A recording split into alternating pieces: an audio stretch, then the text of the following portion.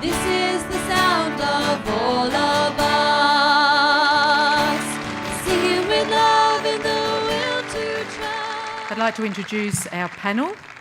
And of course, we've already had the opportunity to hear from Robyn, but we're also grateful to Robyn to be a part of the panel this morning as the CEO of MacKillop Family Services. We also have with us Ravina Waldren, who is an Aboriginal and Torres Strait Islander woman and the coordinator of Murray Ministry in the Archdiocese of Brisbane. Our other speaker is Robert Fitzgerald, who's currently a full-time commissioner with the Productivity Commission, but I'm sure that many of us would know that he has been a commissioner on the Royal Commission into Institutional Responses to Child Sexual Abuse. And finally, our facilitator with these three wonderful people is Phil Glendenning, who is currently the Director of the Edmund Rice Centre and President of the Refugee Council of Australia. So would you please make them welcome? And I'll hand over to Phil.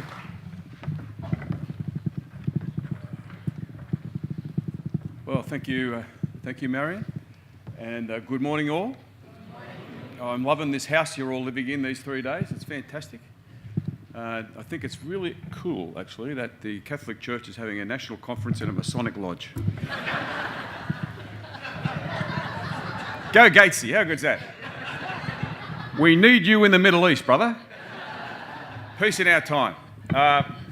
Anyway, it's great to be here. I'd like to begin by acknowledging the traditional owners of the country that we're on. This is Gadigal land of the Eora people, always was, always will be. And I come to pay my respects to the elders past, present and emerging. Was anyone else on the M1 this morning? Yeah, the well-known car park. But of course, I was sitting there panicking about getting here today, and for this session where we talk about marginalised and vulnerable people, and I was feeling very sorry for myself that I was stuck in a 3-hour traffic jam, and then heard the news that someone had died. A truck driver on his way to work this morning, whose family tonight would be extraordinarily vulnerable and marginalised. So talk about pull yourself up. It certainly did that for me. So the process this morning is pretty simple. We've got three esteemed contributors who will share their thoughts with us for about 10 to 12 minutes each. Then we'll pause for a couple of minutes to enable you to have a buzz with the people around you.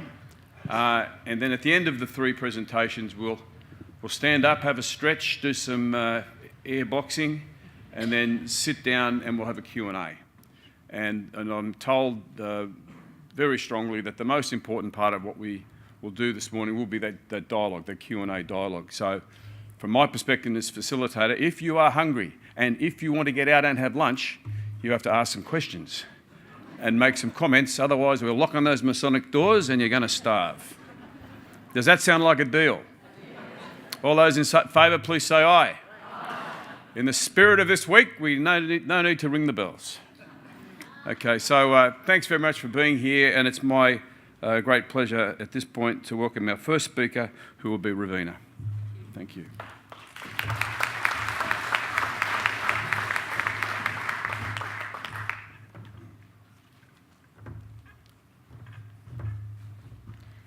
Good morning. Thank you very much for that warm welcome.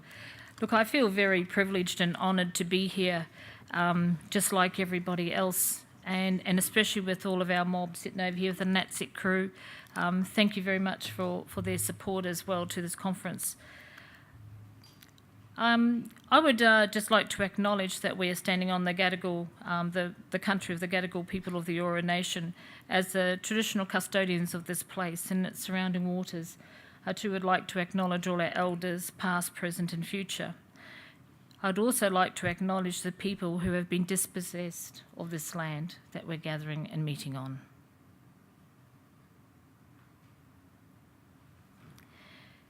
If I'm here to identify the vulnerable and the marginalised people, well, of course, the Aboriginal peoples are definitely up there, high on that ladder. For Aboriginal people belong to the oldest culture of this earth.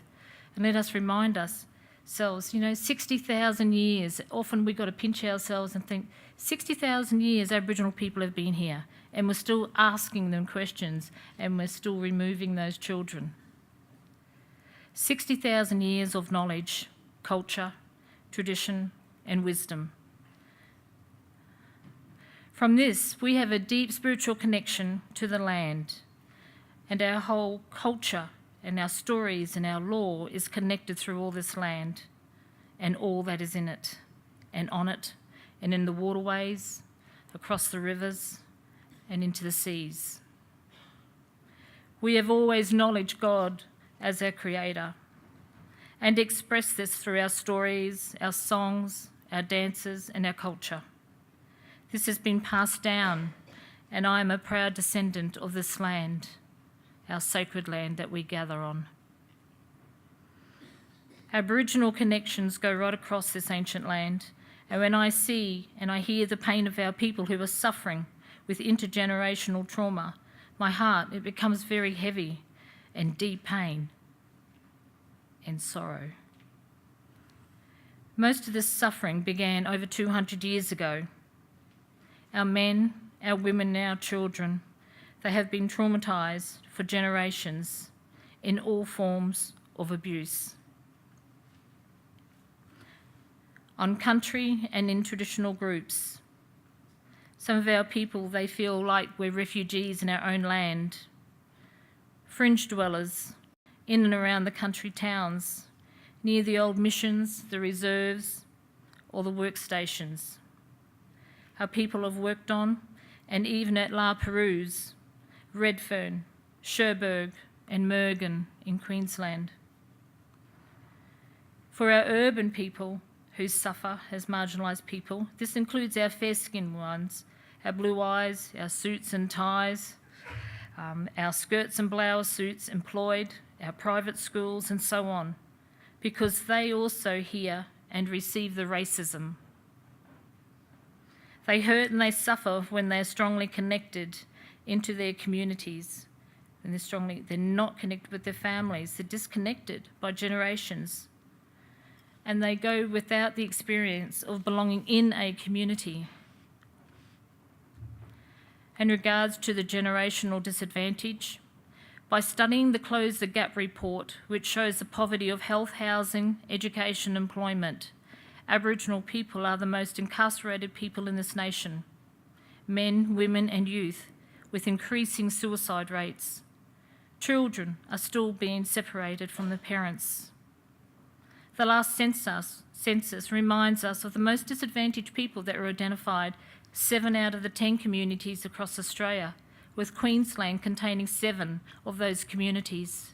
Cherbourg, Woorabinda, Arakoon, Yarrabah, Doomadgee, Naparim, Palm Island and 3 other communities in the Northern Territory. The healing of our land, it can happen together with each and every one of us. But we need to also heal the relationships with each other, as Pope Francis has reminded us in reference to his statement on the First People and the environment. How do we bring about the healing to the land and to our people? Through charity and justice, individual and social actions. Create some relationships, friendships and good behaviours with our neighbours. First people, meet them. First Nation people, remember 60,000 years old. Pop in and pick up brochures and recognise and acknowledge work being done in the community by the community groups and agencies. We all need healing from what history has done to us, dividing us and hiding our true Australian history from you, the settler peoples.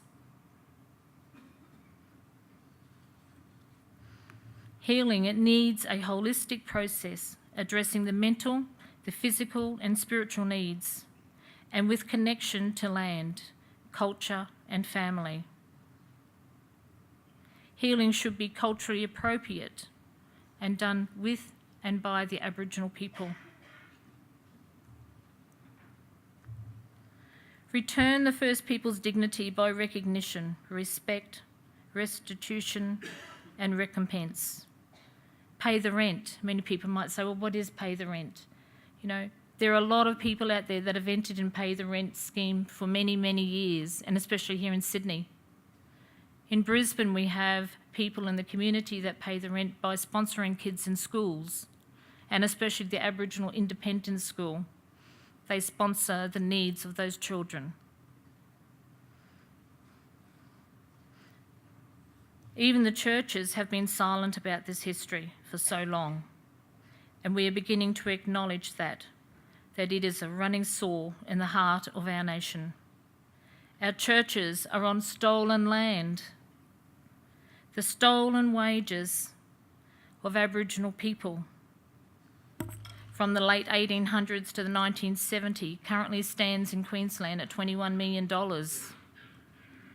And it's been used by the Catholic schools across Queensland underneath a program called QATSF for the Queensland Aboriginal and Torres Strait Islander Education Funds. The Queensland government wouldn't return those funds back to the elders who are still existing today. So they put it into a fund and we have to apply to have access to that.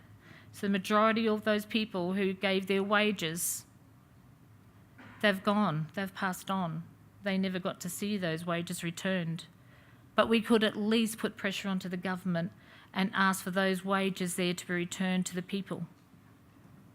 And also the money that they've spent on building main road and main infrastructures like the Redland Hospital, you know, hospitals that have been built from out of Aboriginal stolen wages.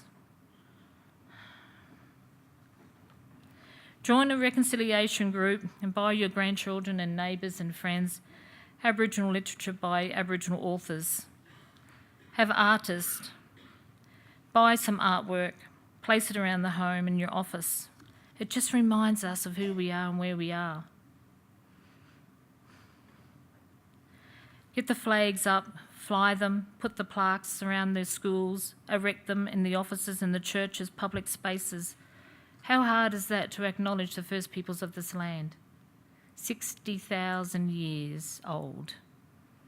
I think we've got to keep on reminding ourselves that. Visit some of the local art galleries where there are Aboriginal exhibitions, plays and films. Visit some of the significant sites like where the massacres have taken place. Let us learn that history, because that's history that we all have ownership of. I'd encourage you to also to subscribe to the Aboriginal newspapers and Aboriginal journeys like journals like Link Up, which supports the stolen generations. Do these actions as individuals or groups, and don't let racist people get you down. Let the Holy Spirit of God in, and remember Pentecost. Take courage.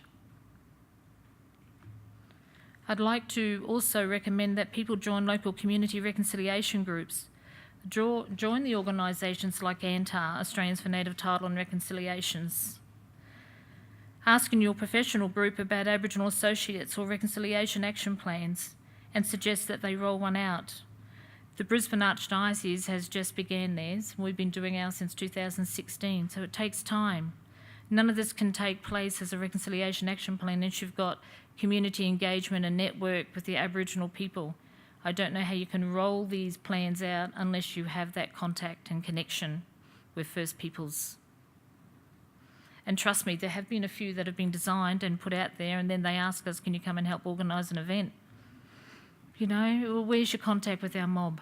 You know, geez, that should be the first port of call, the local people, First Peoples. Is that my ding to tell me hurry up? Okay. Finding and giving hope. So you won't feel so alone, afraid or hopeless if you walk and act together in community groups or without Aboriginal people and friends. Look for signs of hope of the good policies of agencies and government. Send support and talk to them. Engage in local commemorations and celebrations like the Apology Day, Reconciliation Week, Referendum Sorry Day, National Aboriginal Islanders Week. And remember, we're coming up to NAIDOC now, so I'd really and truly encourage everyone to get behind the NAIDOC within your communities. Let us remember to celebrate the First Peoples with the First Peoples.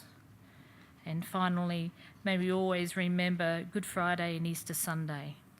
Faith, hope, and love. Walk with the people, not in front, nothing without us. Take us as a forethought and not an afterthought. So I thank you, and I thank you very much for the opportunity.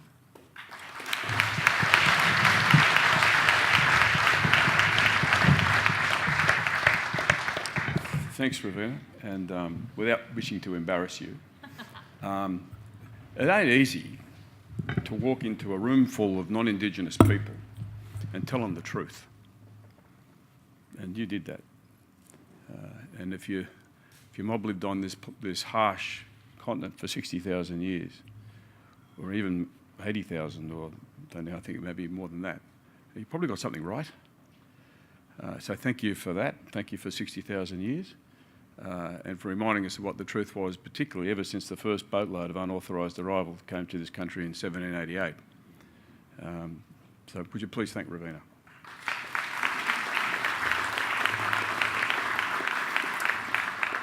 Okay, now you have 90 seconds to have a buzz with the person beside you, something that you heard there that resonated, or something, a question that might be dwelling in your chest. You've got 90 seconds and your time starts now. I promise I won't sing any think music.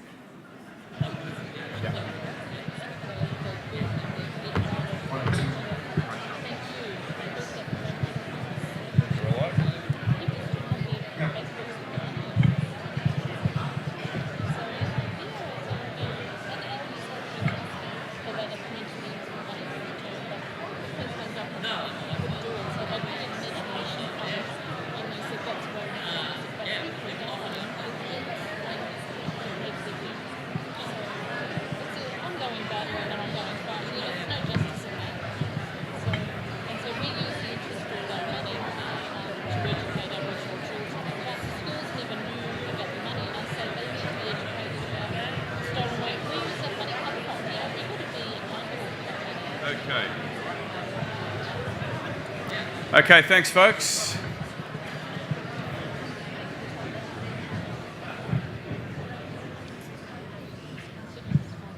Thank you very much. Oh, very good. We might get you to hold any questions or comments you've got there. Just remember them, take a note. When the Q&A starts, we can do that.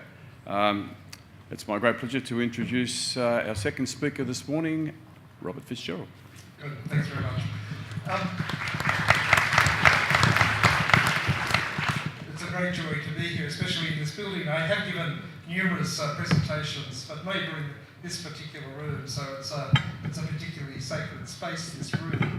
When Ravina was talking about the various communities, I've visited nearly all of those in a couple of capacities. One was I convened the 9 government working group on producing a document every few years in relation to overcoming Indigenous disadvantage. But then the second thing is I was to meet many of the people in the Royal Commission who would tell their stories of their childhood and the abuse that occurred from those various communities. So in acknowledging the people, the custodians of the land upon which we stand, Ravina's stories and conclusions ring very loud with me. But they're also very applicable to our dealing with people that are vulnerable generally. And the one thing about that is that journeying with people is a very critical part of that. Whether it's people with disability or sole parents, whether it's elderly people who are frail and disadvantaged, whether it's refugees or asylum seekers. There's a common theme in all of those groups, many of whom I've dealt with and most of whom you've dealt with. And that is, they don't want people doing things for them, but they really do want people to journey with them throughout that life. So let's just reflect a little bit if I can. The first thing I just want to say, it was great to listen to Robyn this morning. And when she talked about disillusioned pessimists in the church, God, there's a few of those around, but they're not here present today. Disillusioned pessimists generally don't come to these sorts of functions because what these functions do is they reveal the truth. They start to reveal parts of our past, both good and bad, and they force us by that very revelation to question what we're doing and what we have to do differently. And the disillusioned pessimists or the great denialists that exist don't want that challenge, but you do. And if we look back on the church itself, just using our work with children. Excuse me. What have we learned? The first thing was that there was an assumption that because we worked with children, they would be safe. There was an assumption by the community at large, by the church itself, and by those within it, that the mere working with vulnerable people, in this case children, was in itself a statement about how we value children. And of course the Royal Commission demonstrated that that simply was not true. And the Royal Commission into the aged care system, the Royal Commission into abuse of people with disabilities, will also demonstrate that's the case. And part of it is, I think, a challenge to us, is how did we allow certain things to happen when in fact most of us would have believed that what we were doing was good and wholesome. So how is it possible that the Catholic Church and many other faiths were engaged in the removal of children from Aboriginal families? We were active participants in that policy. Some rewrite history and simply say, well, we were only running services, missions and that for children. And many of those were good, and some of those were terrible. But where was the choice's moral compass when we were looking at that issue? Where was it when the church participated in the forced removal of children as migrants from both England and Ireland, but particularly England, and Malta? The church was actively providing the children to be transported to Australia and actively providing the support here. And much of that support, as we now know, turned out to be abusive in nature. Where was the moral compass that we applied to that particular set of policies, both overseas and in Australia? Where was the moral compass that occurred in our schools when we allowed corporal punishment, bullying of children by adults, and bullying of adults by adults, including in religious communities? Where was our moral compass that allowed that? It wasn't of its time. That is simply what we do to rationalise it. What we saw was a brutality well beyond anything that would have been accepted in the general community. And yet we tolerated that, including during my own schooling. Where's the moral compass that we applied to that? Where is it today in relation to when children came forward and they weren't believed?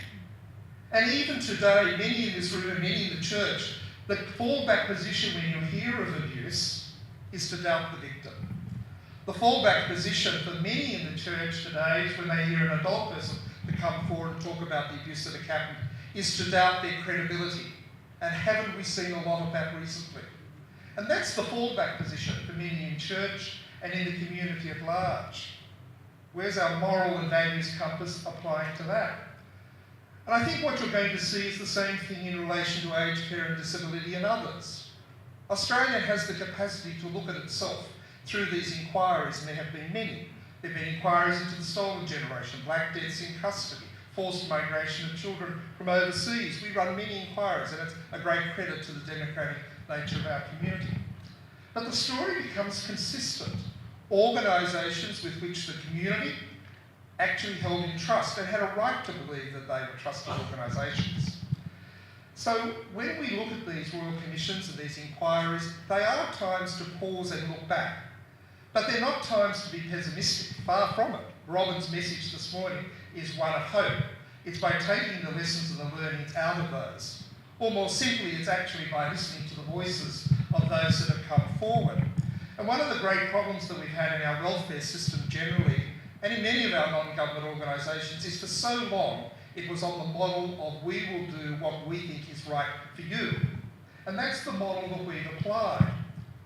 But now we can never do that again, because the voices of Aboriginal people, the voices of people with disability, the voices of the elderly, the voices of children have said, no, no, no, no. You have to do that with us. You have to listen to what we're saying. You have to respond to what we're saying. And that's the greatest lesson coming out of the Royal Commission. If we had only listened to the voices of children rather than the voices of adults, would the outcomes have been different? And the answer is absolutely different. Would we have been more inclined to believe them? Yes, we would.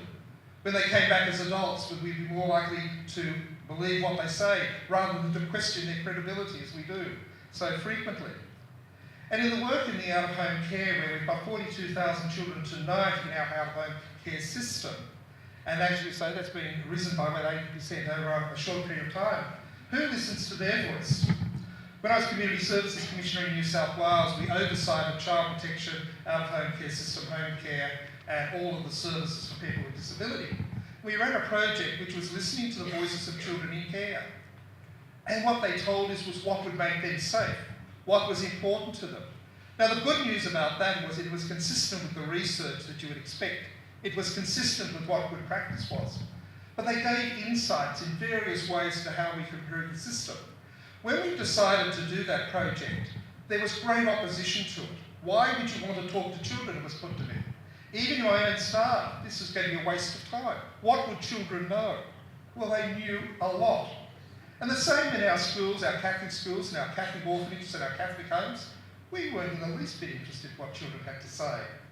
Well, today, they're speaking, and they're speaking loudly, and how do we respond to that? But the church, like witness to the church, we can talk about those groups most vulnerable in our community, and we know who they are. The Productivity Commission a report some time ago that's been updated on deep disadvantage. The most disadvantaged, as Ravina said, Aboriginal and Torres Strait Islander people, newly arrived migrants from certain countries, sole parents, people with disability, elderly that don't have their own home or superannuation. We know who they are. But how do we respond to that? So for the church, the challenge is you can't assume that you have the right to know what you need to do. In other words, what gives you the right to work with children or people with disabilities? The community now stands back and says, well, hang on. You just can't do it because you think it's a good idea. Where is the legitimacy of you intervening in these cases? And the legitimacy going forward is not something that we can, in fact, inspire internally. Legitimacy is given to you by external forces and groups. So the community looks at the church today and says, where is this legitimacy? Where is it given all that has gone wrong? And it has to be earned. And the legitimacy is going to be in what you now do and how you now respond. If the church doesn't change its culture, its leadership and its governance, the community at large will rightfully say, you've listened to nothing. And there's a whole block in church that are in that space. They will do nothing if we allow that to happen. But also, show us what we're doing to make places safe. Place for the elderly, safe for the elderly, safe for people with disability, safe for children. Show us it, prove it to us. And that's why the work that's being done on the Catholic professional standards and the work that's been informing the governance review that Robyn referred to, the subcommittee on the implementation advice group, is so important. The world is watching. And what you can't do is simply proclaim it. Legitimacy is not through proclamation. It's earned. And that's the space we're in today. The second is integrity. And what we saw is a challenge to us today when values were easily traded off for other considerations. So why is it that in so many cases, not in relation to the actual abuse itself, but in our response to it, why was it that when people came forward, we were so easily able to supplant our concern for them, the vulnerable, the marginalised, and place other things more important? The reputation of the church, the financial considerations of the church, the notion of loyalty to my superior, the misplaced notion of obedience. Why were they so easily able to take the hold against our traditional values of love, of honesty, of truthfulness, of compassion? Why did they get supplanted? And the reason is that our values and the incentives in church are not aligned. It's not aligned. The values of the church were less important to people in the church than we had ever thought and understood. Now, sure, mistakes were made, but fundamentally the systemic issues are the same. And it happened in the Bank Royal Commission. Why is it that very bad conduct was permitted to occur, notwithstanding all the compliance regimes? And the judge said to one of the witnesses, but also in his interim report, why did you ever think this was right? Why did you ever think it was right? And in his final report, he said it's because the values and the incentives were not aligned. And the incentive in the bank was money. The church, it's not money, it's something quite different. So how do we ensure going forward that our values are aligned to our incentives and therefore to our conduct? And that's really the case. You can go in and you can have all the values you like, but if in practice other things take precedence, then in fact bad conduct will happen or bad responses will happen. So where we're at the moment is, just the last point, is that the learnings from the Royal Commissions, not only the child sex abuse one, but also the banking one, I might say, are profound in terms of informing where we need to be. And there is a new concept emerging called governing for the protection of the vulnerable. The Australian Institute of Company Directors asked me to launch this particular new workshop or program. And what it's doing is it's saying that if you're dealing with vulnerable people, the ones that I've described, then in fact our governance models need to be different. And the church at its core, the gospel message of the church, not the Roman Empire version of the church, which dominates the cultural aspects of our church. The gospel message was that we are a church with and for the vulnerable. We are with and for the marginalised. So if that is true, then our governance and leadership arrangements need to be quite different in order to create a culture which is quite different and the mistakes of the past are not repeated again.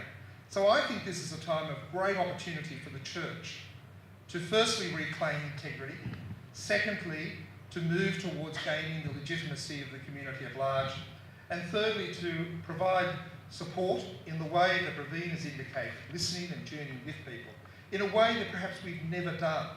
None of that diminishes what we've done in the past, the enormous work of religious orders, who fundamentally were the first to understand that education was a way out of poverty, and that the care of people that were abandoned both by families and society. None of what I said diminishes that. But the era we're in now calls for a new response, a different response. The very last point of that is that's what we're doing in the refugee area. The church is doing something very remarkably different. It's standing with refugees. It's listening to their voice. It's not only providing service, but it's advocating for them. It's standing with them in the public space. It's calling the community to account. So much of what we did in the past, none of that happened. Very little of that happened. So there are lessons, even today, that this new model can emerge, and I'm absolutely certain will emerge, if we're open to the voices of the most vulnerable.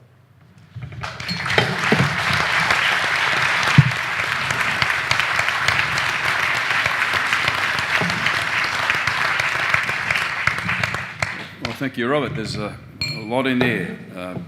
Integrity, legitimacy, getting back in touch with the moral compass, and that notion of, relationship. And what I heard from both of our first speakers is this sense of nothing about us without us, which is something our Indigenous people have been saying for many, many, many years, and something that the refugee community have picked up in recent time as well. But would you please thank Robert? Again.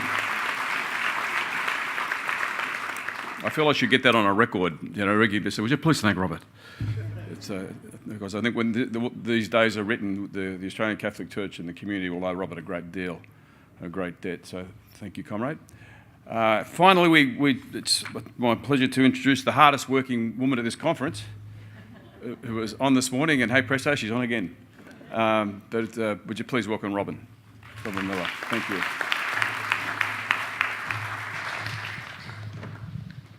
Good morning, everyone.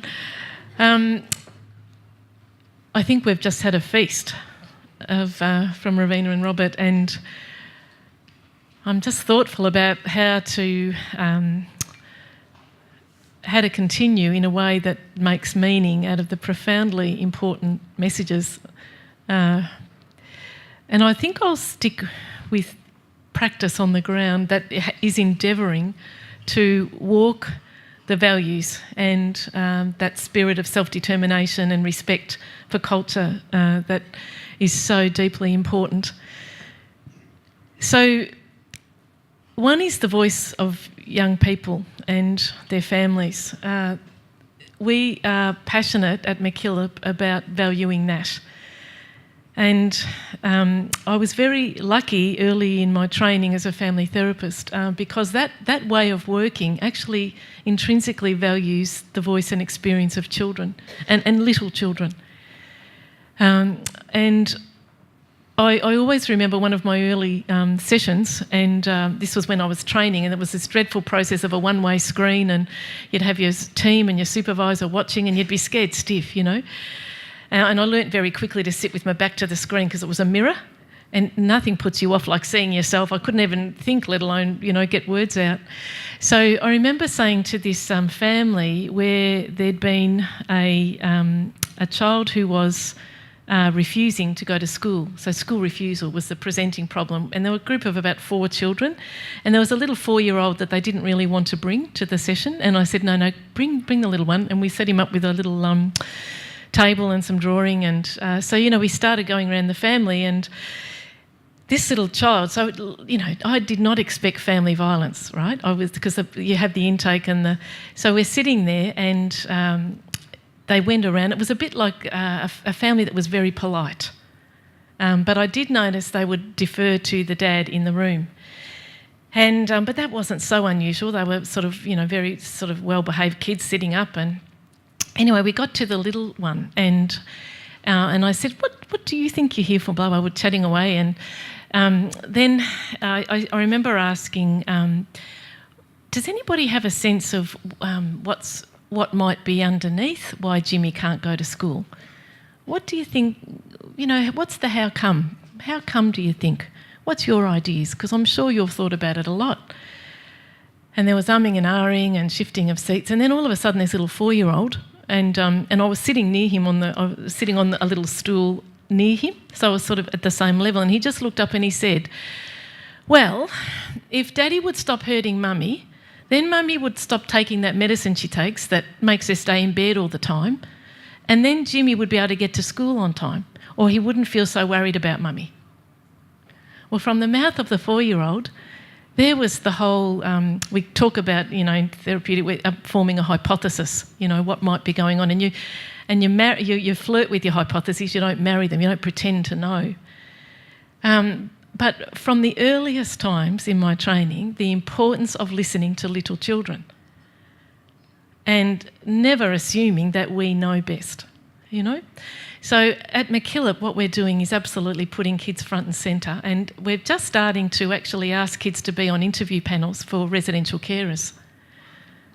Yeah, and you should see the questions. They are so professional. We have youth advisory groups, and one of the feedback was we want the carers to be stricter. Can you believe that? One of the challenges from the Royal Commission has been around understanding how offending behaviour can happen inside institutions. And I did work therapeutically with sex offenders for about 14 years as part of my work at Bouvry. And what we learnt about was the over-entitled thinking. So this was sort of early 90s, and there wasn't a lot of expertise around intrafamilial sexual abuse, but that's what we were working with. Families, and it's like an atom bomb once a child discloses, and what was really important was to understand that what enables somebody who purports to love this child to hurt them in such a terrible way. And to understand offending behaviour of any sort, actually. Anybody here ever hit a brother or sister? Anybody ever whacked your brother? Yeah, good, no saints in the room. We've all done something wrong. I've got 3 brothers and they got a couple of whacks. What you have to do is you become, I think, I feel, I do. What's the thought? And it's not fair is the position of the victim. Yeah, it's not fair. It's not fair what they've done. And then it very quickly can slide into, I don't care. It's not fair, damn it, I don't care. And whack. So frequently what you see, this is with people who use violence, but also with, and it's, mostly men, not always though, women can sexually abuse children, we know that. And there's often a real blind spot. But what we know is that that over-entitled thinking is that abuse of power. You have to actually form a rationalisation, a faulty belief system, a cognitive distortion, in order to overcome what everyone knows is wrong. We all know it's wrong to hurt children. Yeah? I haven't met a sex offender yet who proclaims to know, although the cognitive distortion that can be put out is it's about love, it's about teaching them about sex. You would sometimes, again, my hair would curl at some of the rationalisations. And it's all about, so Finkelhall talked about this, being able to overcome the internal inhibitors, that is the thinking, your conscience, and the external, so the grooming. So when we think about MacKillop now, and here we are responsible for these, 800 children in care overnight, how do we screen? How do we actually understand? And there's no one profile of a sex offender, so how do we empower children to actually understand what is often incredibly manipulative adult behaviour? And it's these days much less likely to be adult offenders against kids. It's much more likely to be child to child, so older kids, but not always older, to other vulnerable kids, harmful sexual behaviours, or external predators using social media to groom online. And it's extraordinary how quickly the online grooming can become hands-on offending. So at MacKillop, what we're doing is training our workers like there's no tomorrow on, and we put out, and it was lovely to come from the Royal Commission, because this was one of the key recommendations in terms of out-of-home care, to work on prevention. You know, we're all about responding and reacting. Well, getting on the front foot. Most of the protective behaviours courses for kids grew up in education. Many of our kids in out-of-home care miss that curriculum or aren't attending school, or have chopped and changed or disengaged. So how do we equip residential carers, who are often the least trained, and caseworkers, and people are very awkward about talking about sex education, talking about physical development. How do we help them do that? How do we help them understand morality and that sense of what is real consent, what is love, what is a respectful behaviour, because they've come from great family violence often. Usually, actually, about 96% of the kids we work with have had horrific family violence. This is in residential care. How do you enable them to understand what is grooming and the trickery that happens? So we've got a partnership with Melbourne University. We did a whole lot of work writing the documents, put in for philanthropy. We got some funding. We're now piloting a 3-year program to work with our carers and the kids, and we've got developed resources, modules, extraordinary amount of work to get this going, but we've got it going.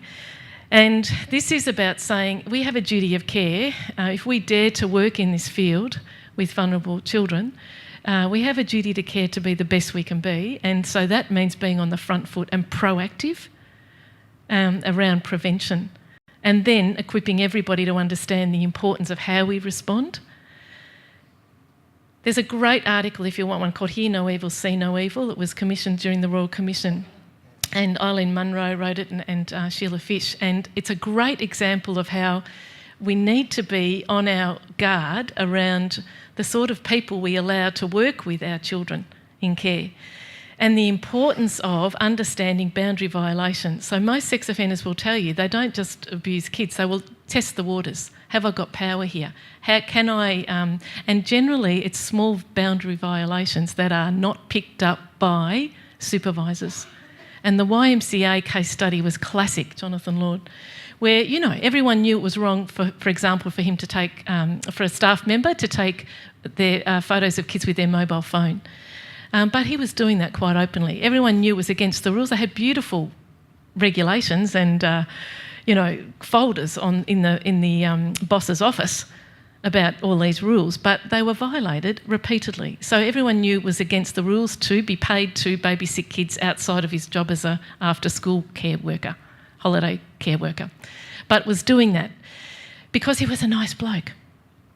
So what we're really tightening up at MacKillop is performance management, and that's really hard when you're also preaching sanctuary model and trauma-informed, where we talk about the impact on our staff of vicarious trauma and emotional intelligence, and sometimes some staff who are transgressing will say, oh, that's not very sanctuary. And also when we're saying, look, we're concerned about this and this, that's, you know, not doing this, or you're omitting to do that. It's acts of omission and commission. And we say, no, sanctuary values and our values at MacKillop are about open and honest, transparent communication. And compliance is part of good practice. And equipping supervisors and managers to have difficult conversations. Because we're nice people and we find it hard to do that, it's that blurring of boundaries that gets us into trouble. And actually we need to call it and say, actually, that behaviour is not okay and that person is actually not suitable to this work. The other key thing, just to comment and build on Ravina's really, profoundly moving and challenging presentation, is one of our key goals at MacKillop is to partner with Aboriginal organisations to make reparation, you know, and the way we're partnering, often you hear the rhetoric in social work services and government departments of non-Indigenous agencies working with Aboriginal agencies to build capacity. It's this patronising tone, and we've been really clear. And we partner at MacKillop with Wilkabunning Kiaka up in the Pilbara, and Roland's, which is down Roland's Mission, Rika up in the Pilbara, and Wilkabunning Kiaka this is in Western Australia, with VACA in Victoria, with South Coast Aboriginal Medical Service in Sydney, in South Coast in New South Wales. So we really value the importance of partnership as equals, saying to Aboriginal people, you are the experts in bringing up Aboriginal children, we can provide support. So we partner up. And MacKillop on the South Coast in New South Wales actually worked with the Aboriginal Corporation, who wanted assistance to set up their own foster care, and then we moved out after 3 years. They're running that now. That's what we're doing up in the Pilbara. We anticipate 5 years we'll move out.